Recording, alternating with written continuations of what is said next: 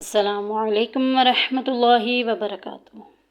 جی تو ویورز، کیسے ہیں آپ سب؟ اللہ پاک سے امید ہے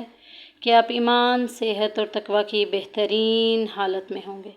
اللہ پاک آپ کو ہمیشہ خوش رکھے۔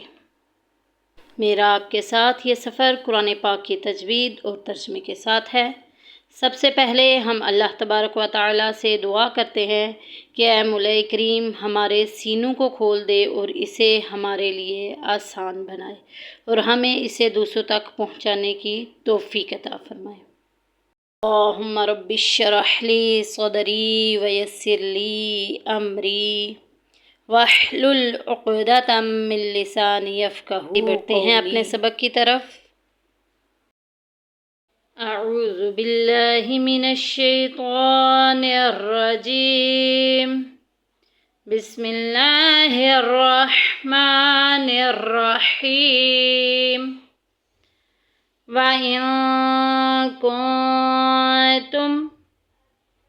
نون ساکن کے بعد کاف آ گیا ہے، جو کہ میں نے آپ کو پہلے بھی بتایا ہے کہ جب نون ساکن کے بعد کاف آ جائے گا تو اخفا کا قاعدہ جاری ہوگا۔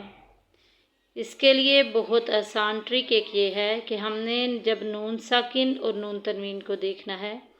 سب سے پہلے ہمارے دماغ کے جو گوڑے ہیں وہ کھڑے ہو جانے چاہیے، یعنی کہ ہمیں پتہ چل جانا چاہیے کہ اب اس کے بعد کوئی رول اپلائی کرنا ہے۔ نون ساکن اور نون تنوین کو ہم نے 4 طریقے سے پڑھنا ہے: اظہار، ادغام، اقلاب اور اخفا۔ اظہار کا مطلب ظاہر کر کے، جب نون ساکن اور تنوین کے بعد حروف ہلکی یعنی کہ جو حلق سے ادا ہوتے ہیں، گلے سے ادا ہوتے ہیں، حمزہ، ہا، عین، حا،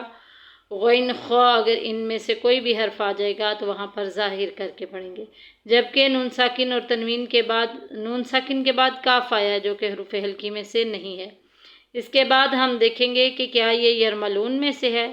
یا را، میم، لام، واو، نون، یعنی کہ اگر ان حروف میں بھی نہیں ہے تو یہاں پہ ادغام کا رول بھی نہیں آتا۔ اقلاب کا ویسے ہی اکلوتا با ہی ہے اس کے پاس، تو اس کے بعد باقی بچتا ہے، باقی ساری جو حروف تہجی ہوتی ہے نا، حروف الہجا بھی اس کو بولتے ہیں، وہ ساری کی ساری اخفا کی فیملی ہے، وہ سارا خاندان اخفا کا ہے، اس میں چھپا کے پڑھیں گے۔ وَإِن كُنتُم، یہاں پہ بھی دیکھیں نون ساکن کے بعد تا آ گیا، وہی رول اپلائی کریں گے کہ پہلے اظہار کے حروف حمزہ، ہا، عین، حا، غین، خا کو دیکھیں گے، اس میں نہیں ہے۔ پھر ادغام کو دیکھیں گے، یا را، میم، لام، واو، نون، اس میں بھی نہیں آتا تھا۔ پھر با کا ویسے ہی اکلوتا با، اقلاب کا با ہی ہے، اور اس کے بعد باقی باری آ جاتی ہے اخفا کی، سارا خاندان اخفا ہے، یہاں سیدھی سی بات ہے، اخفا کریں گے، چھپا کے پڑھیں گے۔ وَإِن كُنتُم، یہاں پہ میم ساکن، صرف 2 ہی یعنی کہ رول ہے، نون تنوین اور نون ساکن کو دیکھنا ہے، اس کے بعد ہم نے میم ساکن کو دیکھنا ہوتا ہے۔ میم ساکن کے جو قواعد ہیں، جو میم ساکن کے رولز ہیں پڑھنے کے، وہ بہت چھوٹے سے ہیں، شارٹ سے ہیں۔ میم ساکن کے بعد با آ جائے گا تو اخفاء شفوی ہوگا۔ میم ساکن کے بعد اگر آ جائے، میم ساکن کے بعد میم آ جائے گا تو ادغام شفوی ہوگا، اور اس کے علاوہ باقی تمام خاندان جو ہے وہ اظہار شفوی کا ہے، ظاہر کر کے پڑھیں گے۔ وَإِن كُنتُم فِي رَيْبٍ، اب جو ہم نے سب سے پہلے آدھا رکوع، 1.5 رکوع اسی میں پڑھا تھا، 1.5 رکوع تقریباً ہم نے پڑھا تھا، ایک پورا اور ایک آدھا، حروف مدہ، الف مدہ، واو مدہ، یا مدہ میں، وہ تو میرے خیال سے آپ لوگوں کو اچھے طریقے سے آگے ہوں گے اگر آپ نے میری شارٹ والی ساری ویڈیوز دیکھی ہیں تو۔ اگر نہیں دیکھی تو آپ ان میں جا کے دیکھیں۔ سورۃ بقرہ کا جو پہلا 1.5 رکوع ہے وہ تقریباً صرف اور صرف الف مدہ، واو مدہ اور یا مدہ کا ہی بتایا ہے، بہت آسانی سے آپ کے پکے ہو جائیں گے اگر وہ آپ کلاسز لیں گے تو۔ یا ساکن پیچھے زیر آ گئی، یا مدہ کا قاعدہ جاری ہو گیا، ایک الف کے برابر لمبا کریں گے۔ وَإِن كُنتُم فی ادا کریں گے، رَيْبٍ مِّمَّا، تنوین کے بعد میم آ گیا، رول کیا پڑھا تھا کہ سب سے پہلے ہم نے اظہار، ادغام، اقلاب اور اخفا 4 قواعد ہیں نون ساکن اور تنوین کے۔ اظہار کو دیکھنا ہے، حمزہ ہا عین حا غین خا، تنوین کے بعد یہ نہیں ہے۔ پھر ادغام کے حروف میں سے دیکھ رہے ہیں یا را میم لام واو نون، جی میم اس میں آ گیا، ظاہر سی بات ہے یہاں پہ پھر ادغام ہوگا تو باغنہ ادغام ہوگا، میم کے بعد میم آ گیا ہے، ادغام میں شفوی بھی ہے اور ویسے بھی میم مشدد آ گیا، غنہ کر کے پڑھیں گے اور الف مدہ بھی ہو رہا ہے۔ فی ریب مما نزلنا، الف مدہ، الف اور پیچھے زبر آ گئی، نزلنا علا علا عب عب میں آواز گونج کے نکلے گی، کلکلا کا قاعدہ جاری ہو رہا ہے۔ عبدینا، الف ساکن پیچھے زبر الف اور پیچھے زبر الف مدہ ہو رہا ہے۔ فأتو، یہ دیکھیں الف کے اوپر جزم آ گیا، یہ آتی ہے الف ساکن، الف ساکن ہو ہاں یعنی کہ وہ حمزہ بن جاتا ہے، الف کے اوپر کچھ بھی لکھا جائے تو چاہے تو حمزہ یہ والی صورت میں ہو، یہ والی میں، یہ آپ کو یقیناً نظر آ رہا ہوگا، یہ چاہے تو حمزہ یہ والا لکھا ہو،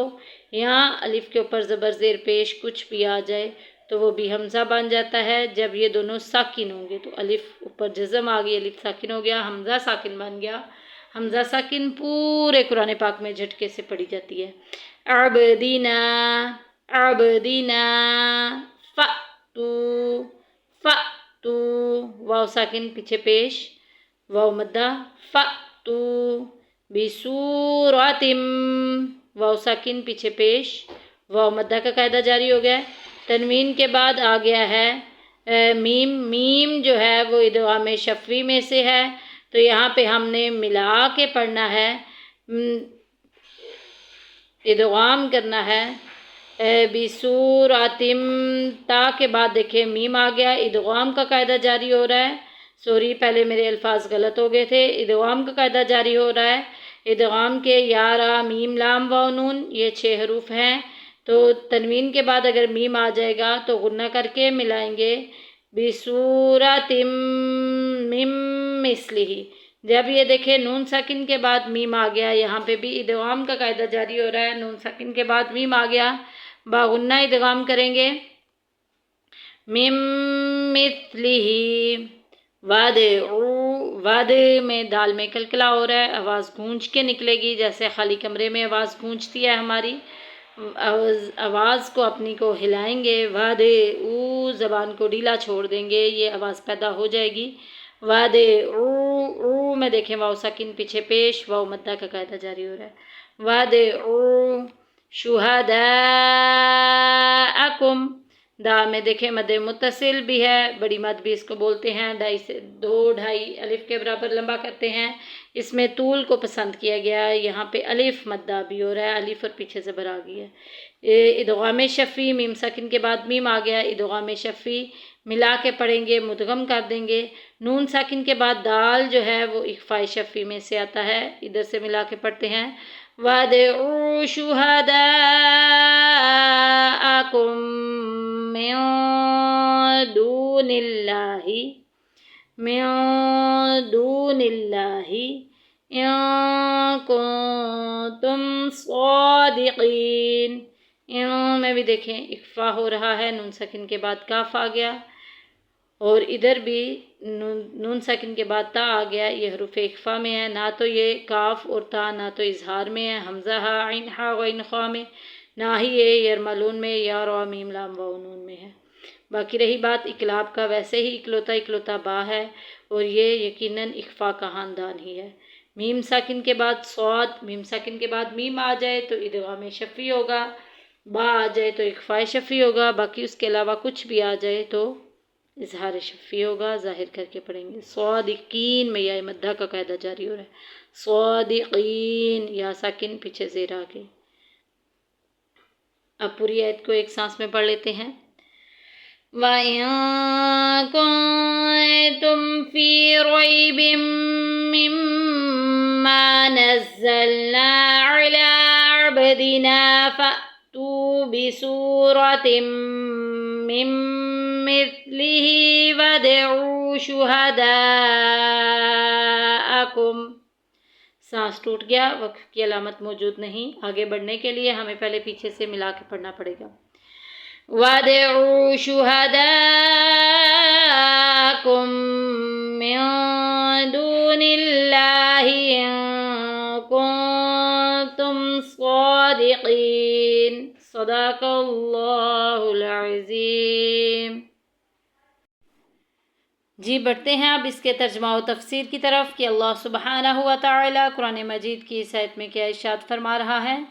وَإِن كُنتُم، اگر تمہیں کچھ شک ہو، فی وَإِن اور اگر کنتم تمہیں ہو، فی ریبٍ شک میں، مما اس پہ جو نزلنا ہم نے اتارا، علی عبدنا اپنے بندے پر، اور اگر تمہیں کچھ شک ہو جو ہم نے اپنے خاص بندے پر نازل کیا، فَأْتُوا تو تم لے آؤ، بِسُورَةٍ ایک سورت، مِن مِثْلِهِ اس کی مثل، تو تم اس کی مثل ایک سورت ہی لے آؤ، وَادْعُوا اور بلا لو، شُهَدَاءَکُم اپنے مددگاروں کو، اِن کُنتُم صادقین اگر تم سچے ہو۔ عبادت اور توحید و شرک کے ذکر کے بعد اللہ تبارک و تعالی اس آیت میں معجزہ قرآن کے ذریعے عقیدہ رسالت کو ثابت کر رہا ہے کہ معجزہ، پہلے تو سمجھ لیں کہ معجزہ کیا ہے۔ معجزے کا معنی عاجز کر دینے والی چیز، اور شرع شریف میں اس خلاف عادت کو معجزہ کہتے ہیں جسے اللہ تبارک و تعالی نے اپنے خاص نبی کے ہاتھ پر ظاہر فرمایا۔ نبی کے دشمن اس کی مثل لانے سے عاجز آ جائیں، جیسے ڈوبے ہوئے سورج کا واپس پلٹنا، چاند کے 2 ٹکڑے ہونا، درختوں کا نبی پاک صلی اللہ علیہ وآلہ وسلم کے بلاوے پر حاضر ہو کر کلمہ شریف پڑھنا، نبی پاک صلی اللہ علیہ وآلہ وسلم جانوروں سے کلام کرنا اور اپنی انگلیوں سے پانی کے چشمے جاری کرنا وغیرہ آپ کے معجزات میں ہیں۔ یاد رہے کہ قرآن مجید بھی قیامت تک دائمی معجزہ ہے۔ اس آیت میں کفار جہان کو چیلنج کیا جا رہا ہے کہ اگر تم نبی پاک صلی اللہ علیہ وآلہ وسلم پر نزول کلام الہی میں کوئی شک ہے تو اس قرآن مجید کی ایک سورت کی مثل بنا کر دکھاؤ جو فصاحت و بلاغت، حسن ترتیب و نظم، تازگی، مٹھاس اور معنی و مطالب کا سمندر ہونے میں قرآن کی مثل ہو۔ چنانچہ کفار نے اس چیلنج کو قبول کرتے ہوئے ہر علاقے میں عربی کے لغت جو ہے وہ ڈھونڈے، ماہرین سے مدد لیا، بہت زیادہ سفر کیے اور ان سفروں میں وہ ہلاک ہو گئے، لیکن وہ قرآن مجید کی ایک چھوٹی سی صورت نہ بنا سکے۔ معجزہ قرآن اس وقت سے لے کر آج تک روئے زمین میں تمام کفار کو چیلنج ہے، اور وہ اس کی مثل ایک صورت بھی نہیں لا سکے۔ ایک صورت تو کیا، وہ ایک آیت بھی اس کی مثل نہیں لا سکے۔ جی آج کی اس آیت میں یہیں تک بیان ہے۔ انشاءاللہ تبارک و تعالی کل نئی اپنی آیت کے ساتھ، اس کے ترجمہ و تفسیر کے ساتھ پھر حاضر ہوں گے۔ اپنی دعاؤں میں یاد رکھیے گا انم فیصل کو، اور میرے اس چینل کو لائک، شیئر اور سبسکرائب ضرور کر دیجئے تاکہ یہ تمام معلومات ہم دوسروں تک بھی پہنچا سکیں۔ آپ کی دعاؤں کی طلبگار انم فیصل۔